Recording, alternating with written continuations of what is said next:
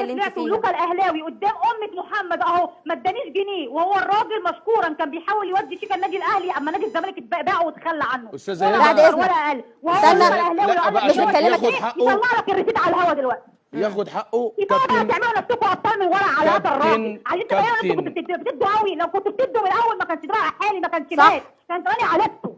عايزه تقولي يا مدام هبه ان